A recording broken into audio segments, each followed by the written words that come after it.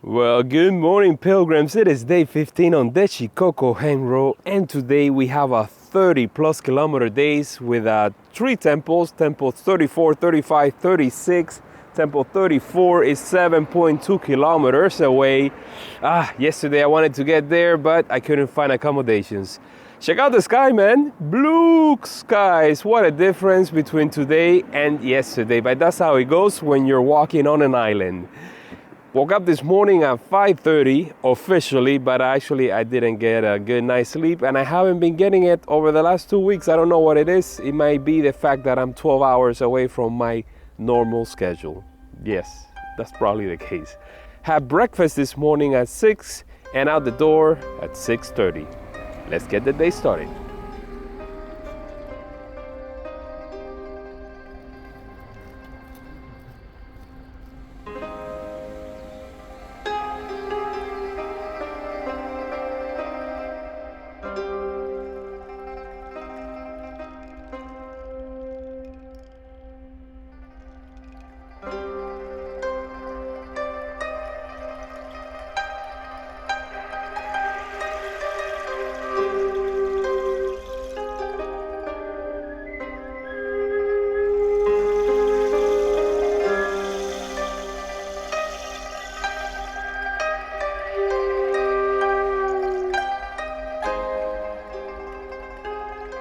Temple 34, Teni, the Temple of Sowing Seeds. In 577, a letter from a Korean prince brought Buddhist teachings and temple builders to Japan. On their return journey, a fierce storm forced them to stop near Mount Moto-san, where they carved a statue of Yakushi Nyorai, the medicine Buddha. Centuries later, Kobodashi visited the area after returning from China. He established various halls and enshrined the Yakushi Nyorai statue as the temple's principal image.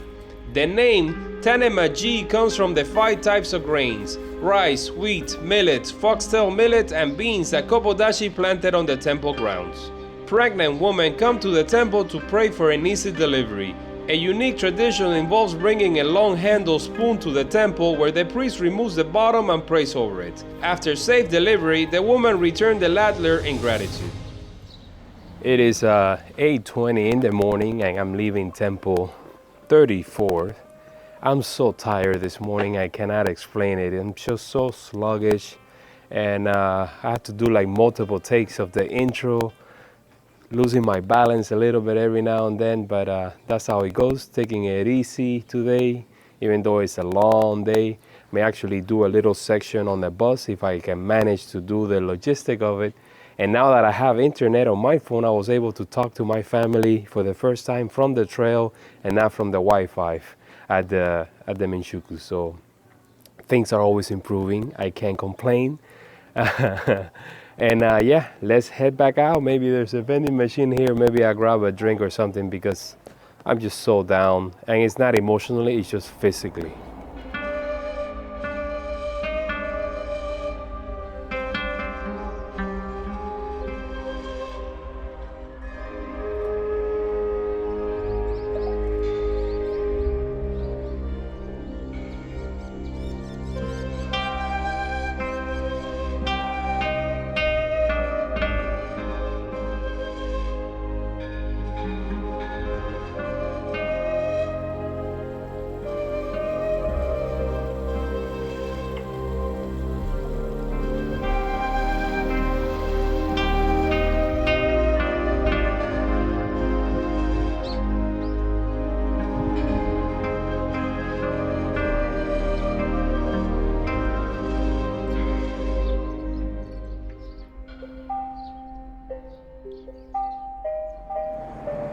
Well, thanks to Google Maps, I found a combination of walking and taking the bus.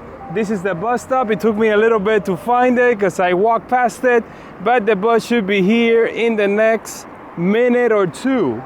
If the timetables are correct, it is at 9:20, so it should be coming around the corner any minute now. As is to be expected, that bus arrived just in time.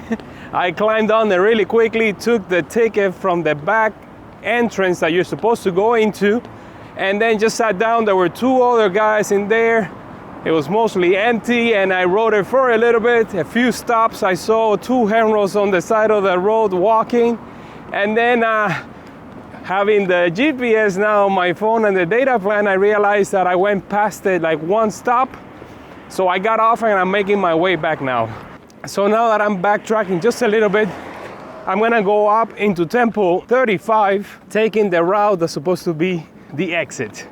I'm in this medium to large town, which would be great when I come back, maybe have a bite to eat before I leave it and I enter the mountains once again. Today we have 2 climbs, but they're small compared to what we've done before. By taking the bus, now I don't have to worry about getting to Temple 36 before 5, which is when they close. Because if I get there and the temple is closed, then tomorrow I won't be able to take the ferry, and that will throw my schedule completely off guard. Konnichiwa. Here we go.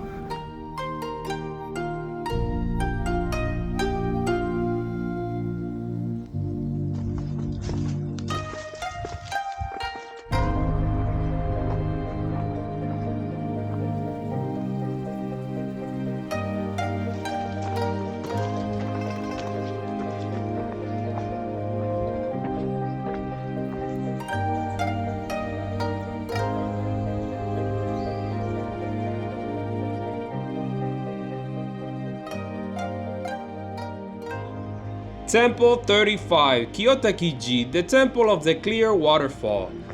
The temple is reached by a steep, narrow road with long steps leading up to a gate adorned with finely carved dragons and surrounded by citrus groves.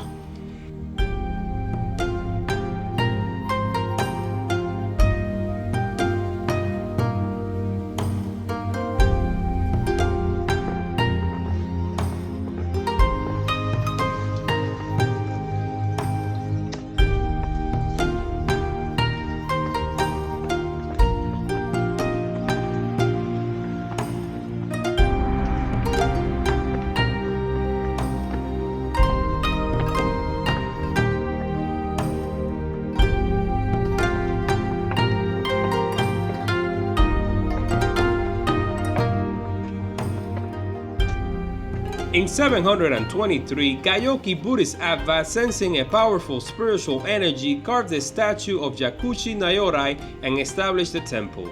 During the Edo period, the temple thrived under the generous patronage of the local Tosa lord, who donated vast lands and supported the upkeep of its many buildings and sub-temples.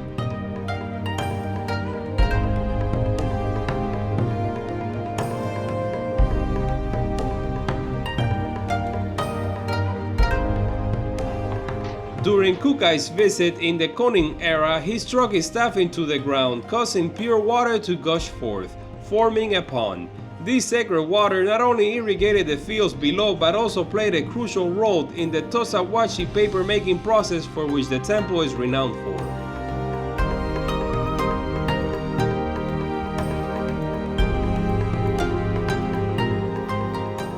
A Shinto shrine and the Nokiosho building offer breathtaking views over Tosa City, with glimpses of the Pacific Ocean visible through the mountainous landscape.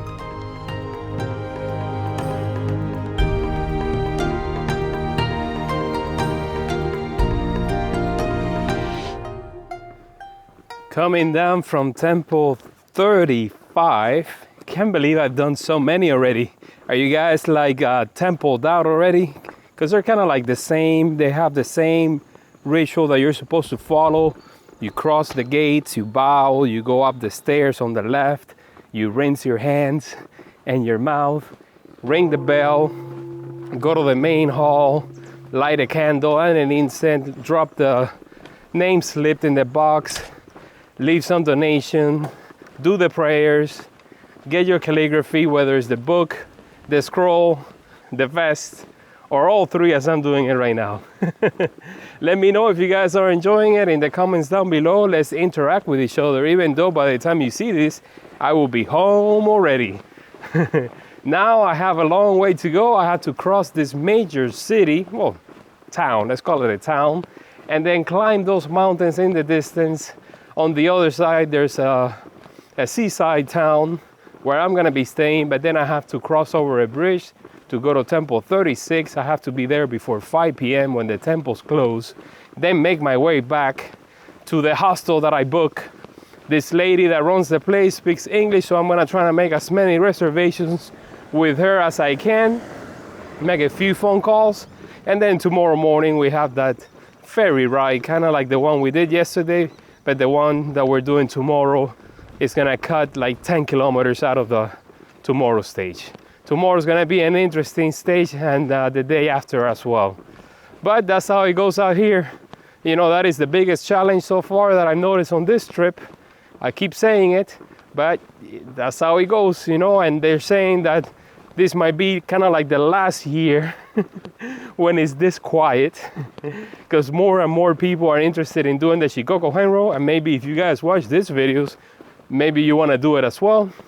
So I'm really hoping that the locals get their act together and they open up more places and they figure out a way to make the reservations where you don't have to rely on your host to call ahead. Just give me an email. Just an email, I'll be fine. I'll send you a bunch of emails and you guys can reply and tell me if I have a place or not. I'm not even gonna go into the website yet. So yeah, backtracking the same way I went up.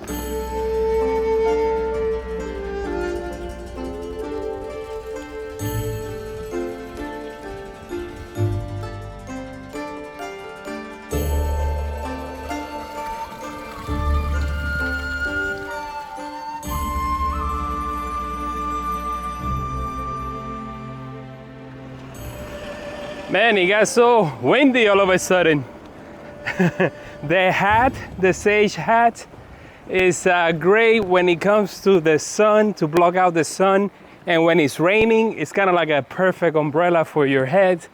But it doesn't do well when it's windy as it is right now. It got windy all of a sudden. I don't know if it's the shape, it's not so aerodynamic, but I just put it in the back, hanging from a carabiner. Had lunch at Lawson, the only one that I think I'm gonna see on today's stage. It was like 11:30. So I had like a egg and ham sandwich, had some chicken nuggets and a juice. Now I'm facing the climb, the second climb of the day, and I think it's just to avoid a tunnel. We haven't seen a tunnel since before Temple 24 when we were walking next to the ocean, that stretch when it was raining. And I think I may get to see one today. Should I take it? I don't know. Let's see how that climb is. But I think the tunnel anyways kind of goes away from the main path. We'll take it as it comes. Is it gonna rain? I don't know. I don't think so.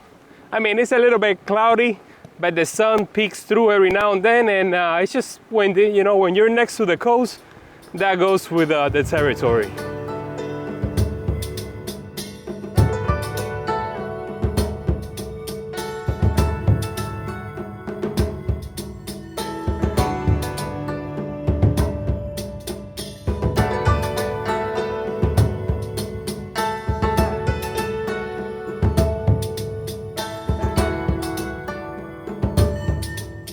Well, we're done walking in the suburbs of this town, and up ahead is the climb. Just to remind us that this is not a city walk, that every now and then we're gonna have to go into the wilderness, into the mountains, and we better keep our body used to it. At the bottom of difficult climbs, as you guys remember already, they leave these walking sticks for the Henros to use. We pick them up here, we leave them on the other side, so this time around, I'm gonna go for it. Which one should I get? This one? It's like bamboo sticks. They're kind of like for short people.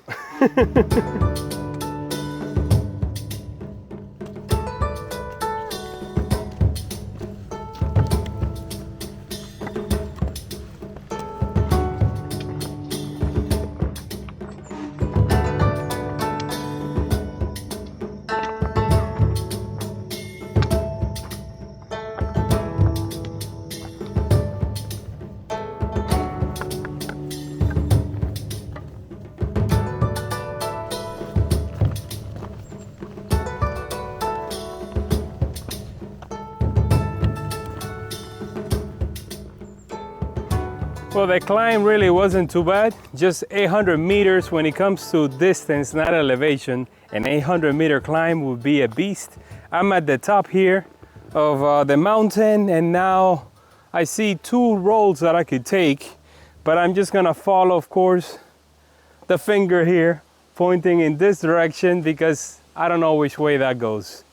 Yeah, the stick can be entertained there, twisting it around. I still got it from my caminos in Europe where I got to practice and learn how to do it with both hands. It comes in handy when, you know, when I'm out here by myself for long periods of time. It's just a way to kill boredom, you know, you might say. What else? What else? Now that I have my phone, man, I keep saying that and I just love it. I can't believe it. So now that I have it, not only do I have navigation, but I also have Google Translate live. And I can record the screen so I can show you what the signs say, not just for you, for me too, because I've been going blind. And also those inspirational signs that they leave for the Henros, now I can read them as well.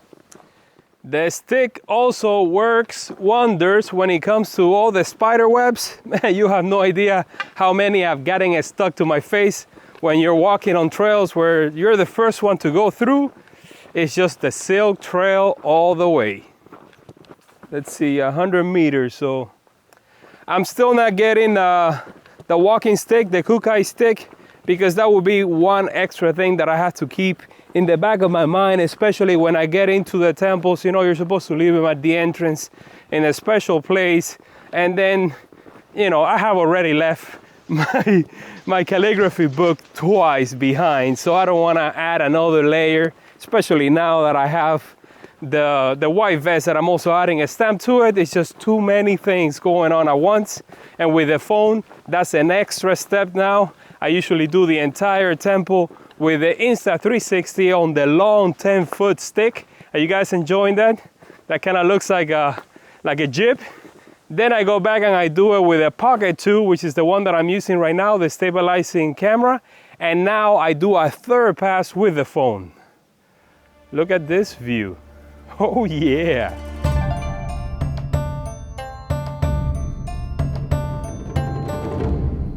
Just simply breathtaking views, man. And now we're making our descent through the forest once again. So peaceful. I'm here all by myself. And you know, I have to say that I remember when I started hiking back in the day, walking in the forest would be a little bit spooky for me. I don't know, maybe it's just that evolutionary trait that you feel like a predator is watching you. I remember having one of those moments on the Via Francigena in France. Well, one of many, but this one in particular, I think I was leaving Chalons and Champagne, and it's one of those iconic drone shots that I have where the drone is following me and the trolley in the forest. Well, that's where it happened. I just kept getting this feeling that somebody was looking at me. But, you know, it's all in your mind. So if you're one of those persons, as I was, you know, you'll get over it and then you'll just enjoy it. Then you just want to be walking in the forest and avoid the busy roads at all costs. Speaking of the devil, and he shows his face.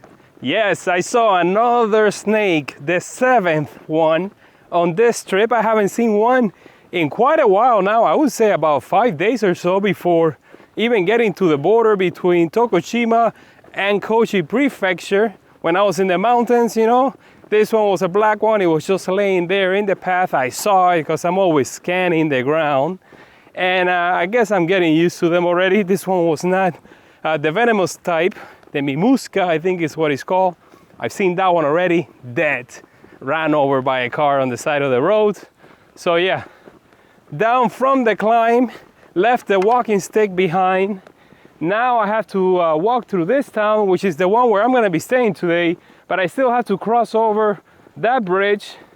There's a way to go over the mountain, but I'm just gonna follow the official path which follows the road because I'm done climbing for the day.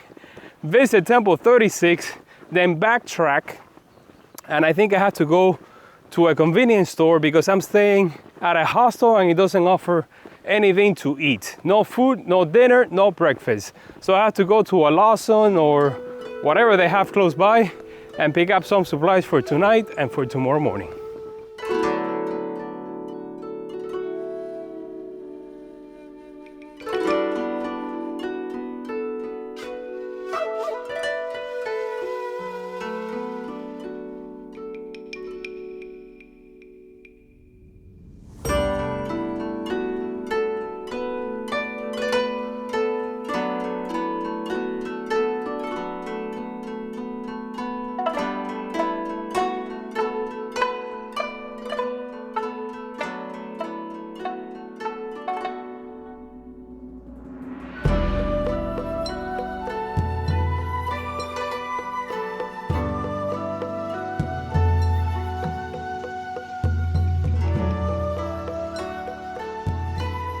Temple 36, Shioruji, also known as the Temple of the Green Dragon, is located at the tip of the Yokonami Peninsula, offering spectacular views of the Pacific Ocean. Pilgrims used to cross the bay by ferry, but since 1973, the modern bridge has made access to the temple much easier. In 804, while studying esoteric Buddhism in China under the guidance of the priest Keika, Kukai wished to build a temple in Japan to honor his teacher. Legend has it that he threw a tokkocho, a bronze spiritual instrument, towards Japan. It was carried eastward by a purple cloud as a sign of divine intervention. Upon his return in 806, Kukai found the tokkocho lodged in a pine tree on the peninsula. Reporting this miracle to Emperor Saga, he founded the temple in 815, naming it in homage to a similar temple in China. The temple holds a special place in the local community, serving as a spiritual heaven for fishermen who pray here for safe voyages and abundant catches.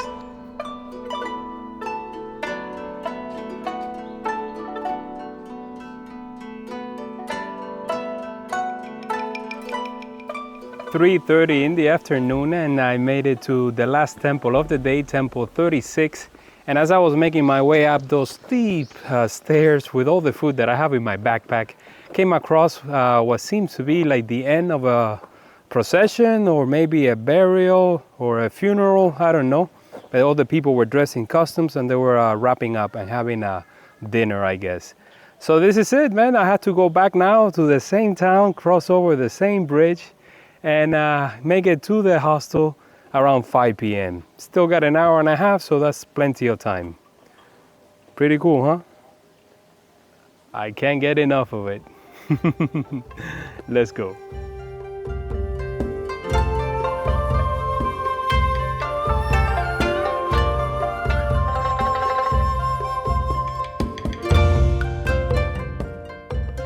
After walking for over 10 hours, 38 kilometers, now you know why I took that bus a few stops.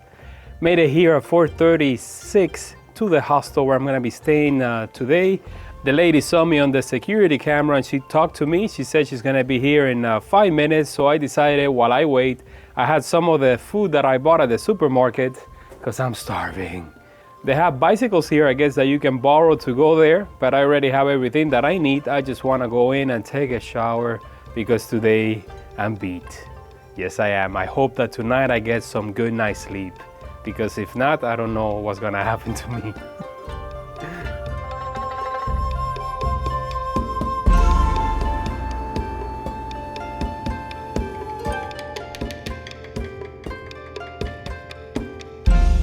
It didn't take 5 minutes for the lady to arrive and she gave me the tour of the whole facility.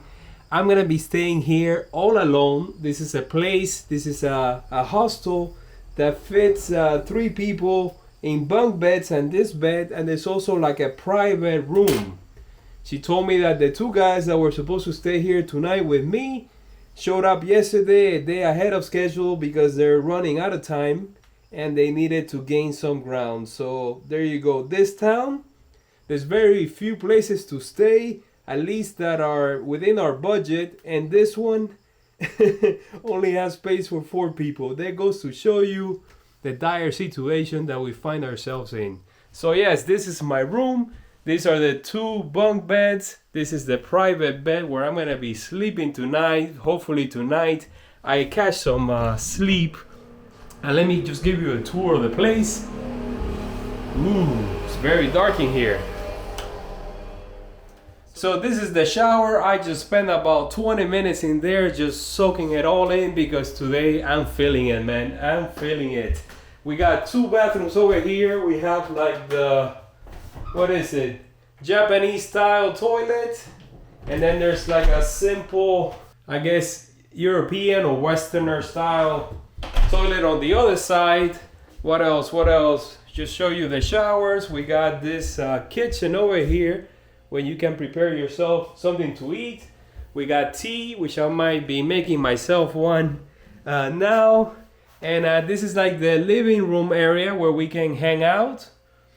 Here she helped me make a reservation. I was hoping to book 2 nights, But the first place that I call was already full, the story of my life, which means this place was in the middle of a mountain range with no support.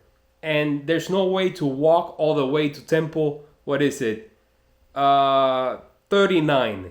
There's no way to get there one day. So that was the halfway point. It's already full. So what I'm gonna have to do is right after 38, I'm gonna stay in a seaside town. Then I have to take a bus and a train to 39 and walk into Ehime.